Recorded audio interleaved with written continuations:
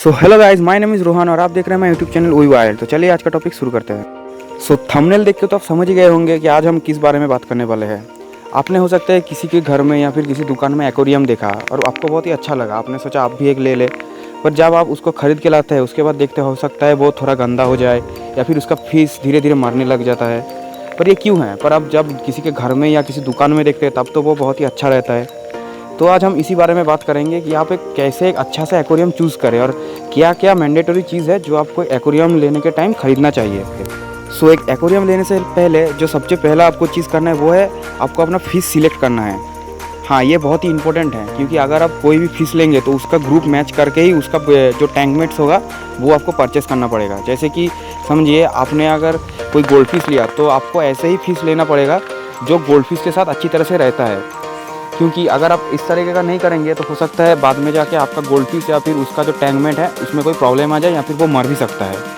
ये इसी कारण से होता है क्योंकि हर फिश के साथ नहीं रहता। जैसे अगर आप सोच ही लीजिए, अगर मैं आपको किसी शेर के पिंजरे में अगर रख दूँ तो क्या आप और शेर एक साथ रह पाएंगे? बिल्कुल नहीं। पर अगर मैं एक शेर के पिंजरे में एक टाइगर रख दूँ तो हो सकता है वो दोनों एक साथ रह भी ले।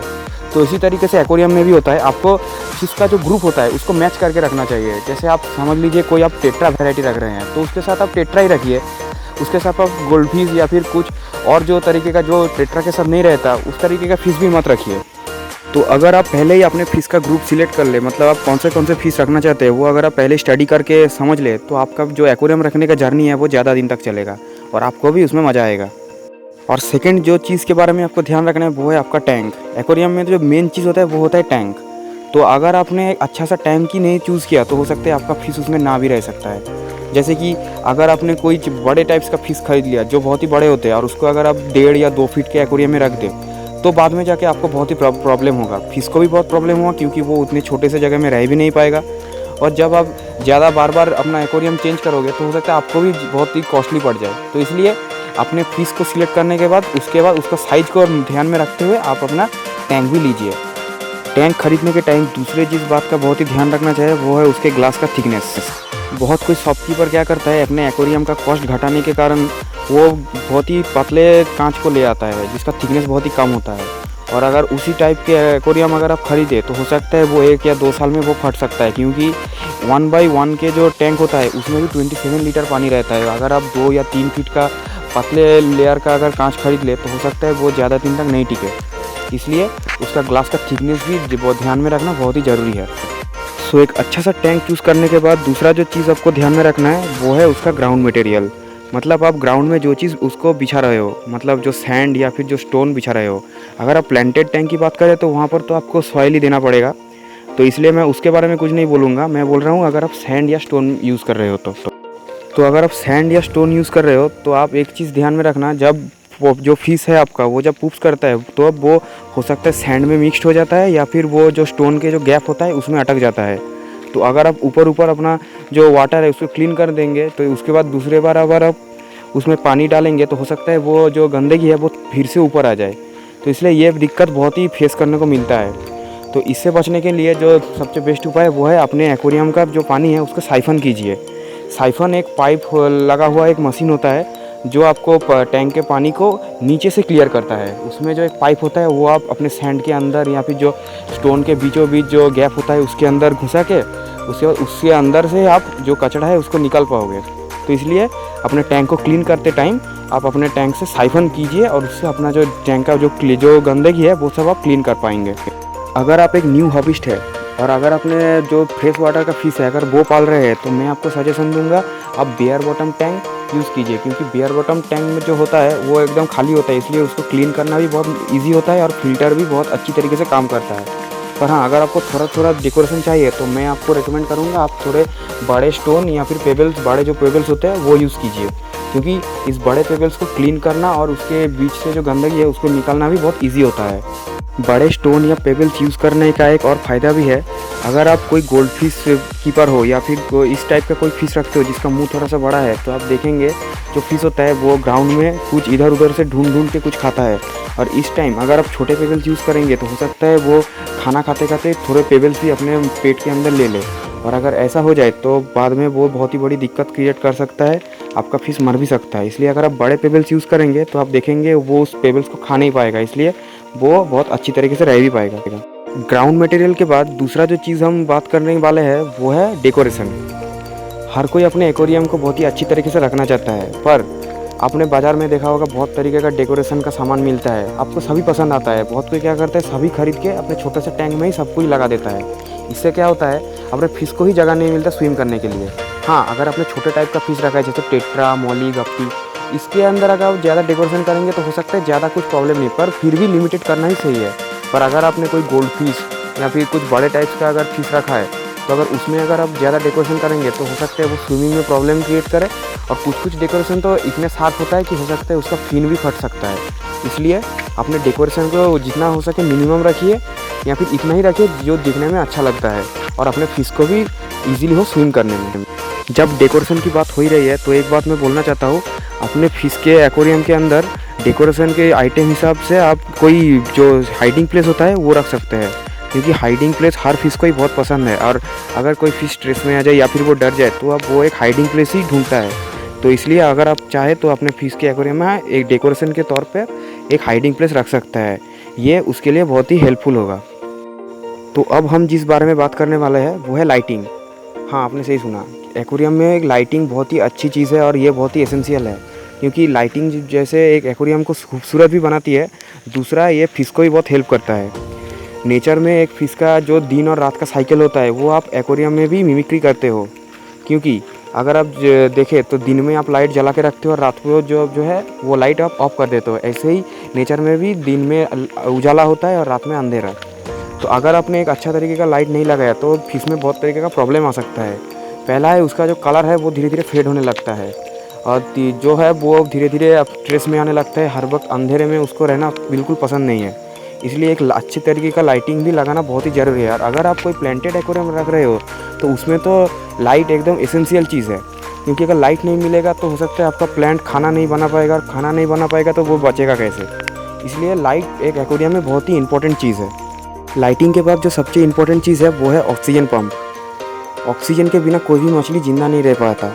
पानी में ऑक्सीजन होता है, पर जब आप ज़्यादा मछली रख रहे हो या फिर बहुत दिन तक अगर आपने पानी अगर नहीं चेंज किया तो उसमें धीरे धीरे ऑक्सीजन लेवल डिक्रीज़ होने लगता है, और इस टाइम मछली को बहुत तरीके का प्रॉब्लम भी होता है। वो ऊपर में आके स्विम करता है और इस तरीके से वो धीरे धीरे मर भी सकता है। इसलिए पानी के अपने एक्वेरियम के अंदर एक ऑक्सीजन पंप लगाना बहुत ही ज़रूरी है।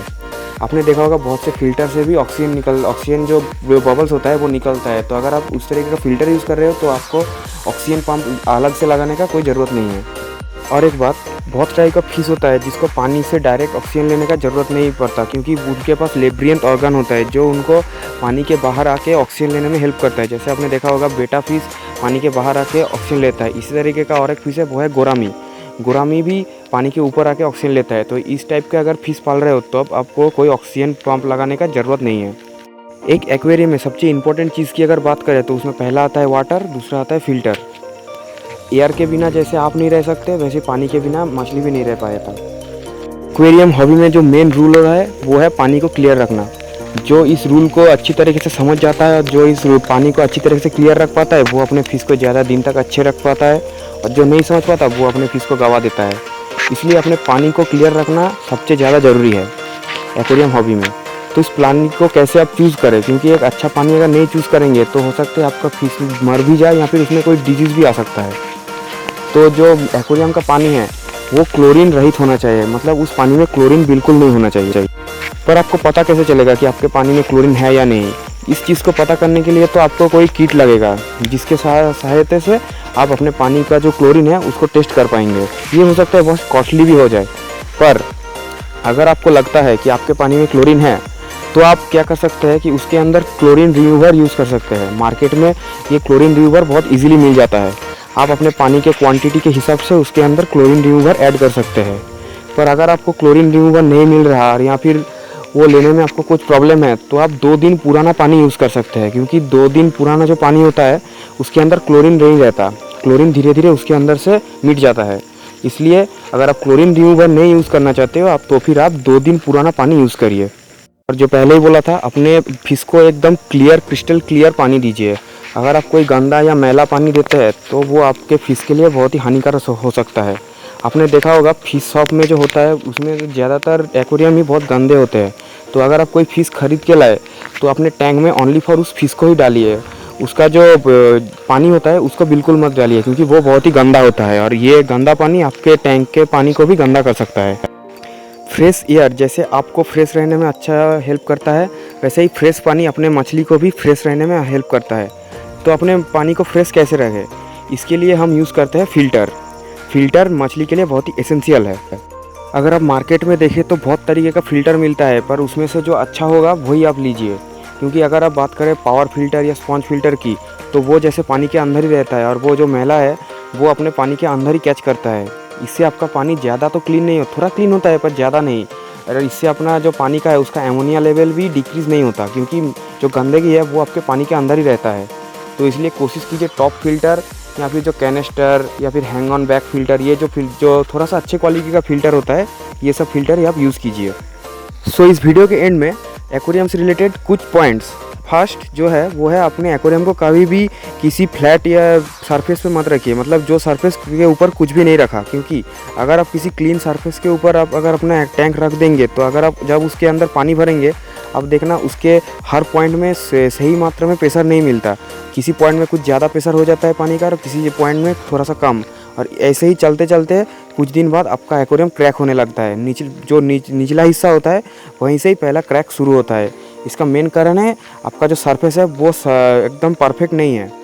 सो इस प्रॉब्लम के सलूशन के लिए आपको जो करना है वो है अपने जो एक्वेरियम है उसके नीचे एक थर्मोकोल या फिर जो फोम होता है मोटे टाइप का, उस फोम का कोई सीट रख दीजिए।